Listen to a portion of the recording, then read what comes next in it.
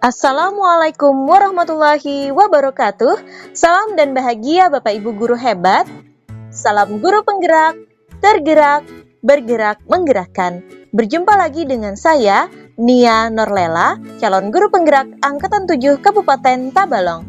Dan pada kali ini saya akan memaparkan tugas 2.1.A.8 koneksi antar materi modul 2.1 pembelajaran berdiferensiasi.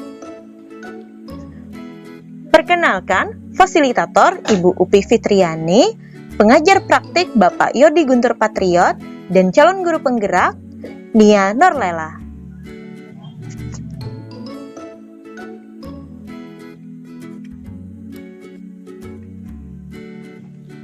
Apakah yang dimaksud pembelajaran berdiferensiasi? Pembelajaran berdiferensiasi adalah usaha guru dalam menyesuaikan proses pembelajaran di kelas untuk memenuhi kebutuhan belajar individu murid. Artinya, pembelajaran berdiferensiasi adalah pembelajaran untuk mendukung semua murid di kelas kita. Maksudnya apa ya? Ingat, setiap anak adalah unik. Mereka punya kelebihan dan kekurangannya masing-masing. Begitu pula dengan minat, gaya belajar, kebiasaan, pola pikir, kemampuan literasi, dan lain-lain pasti berbeda. Nah, disinilah diperlukan usaha guru untuk dapat memenuhi kebutuhan belajar murid yang berbeda-beda, agar mereka merasa nyaman saat belajar di kelas dan tentunya tujuan pembelajaran dapat tercapai. Lalu, bagaimana cara untuk dapat melakukan pembelajaran berdiferensiasi di kelas? Agar dapat melakukan pembelajaran berdiferensiasi, guru harus memahami tujuan pembelajaran, mengetahui dan merespon kebutuhan belajar murid, menciptakan lingkungan belajar yang mengundang murid untuk belajar, melakukan manajemen kelas yang efektif, dan melakukan penilaian yang berkelanjutan.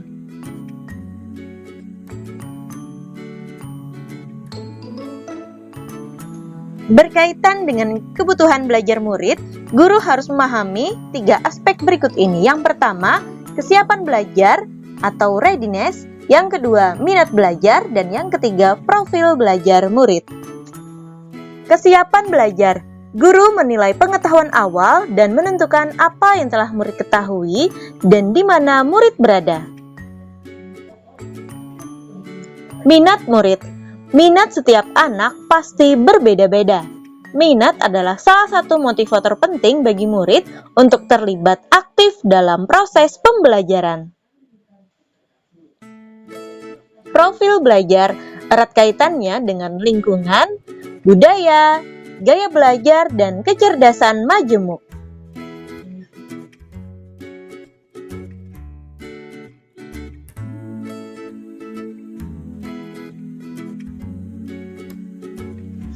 Kebutuhan belajar murid dapat diidentifikasi berdasarkan cara-cara berikut ini, yaitu mengamati perilaku murid-murid, mengidentifikasi pengetahuan awal, mereview dan melakukan refleksi terhadap praktik pengajaran, berbicara dengan guru murid sebelumnya, membaca rapot murid di kelas sebelumnya, dan menggunakan berbagai penilaian formatif dan diagnostik.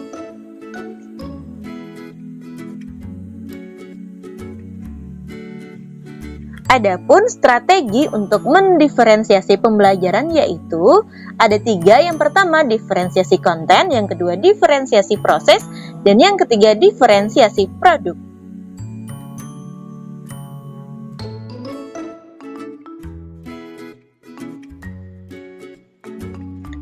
Diferensiasi konten berkaitan dengan apa yang kita ajarkan, seperti materi konsep atau keterampilan yang perlu dipelajari berdasarkan kurikulum.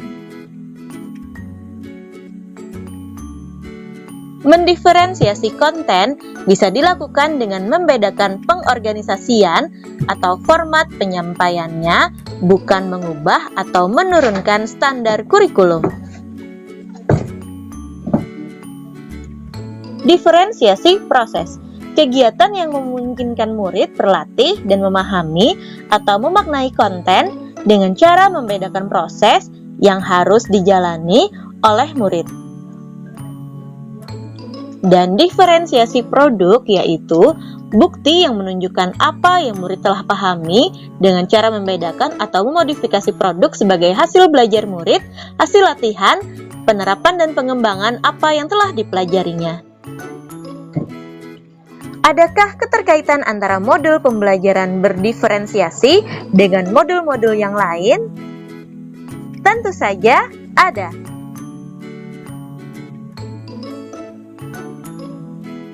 Untuk dapat melakukan pembelajaran berdiferensiasi, maka guru harus berusaha memenuhi kebutuhan belajar anak sesuai dengan kodrat alam dan juga kodrat zaman berdasarkan filosofi Ki Hajar Dewantara.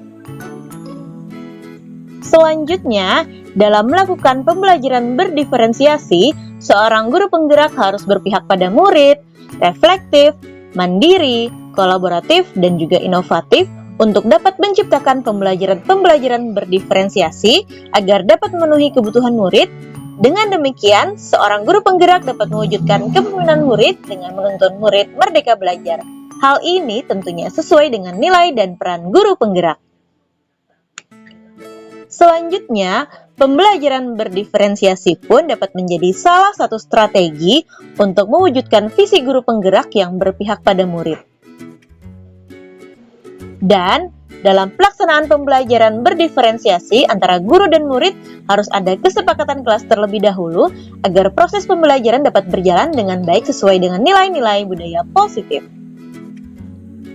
Demikian pemaparan saya di tugas 2.1.A.8 koneksi antar materi modul 2.1 pembelajaran berdiferensiasi. Semoga bermanfaat dan menginspirasi. Sampai jumpa lagi di video selanjutnya. Salam guru penggerak, tergerak, bergerak, menggerakkan. Wassalamualaikum warahmatullahi wabarakatuh.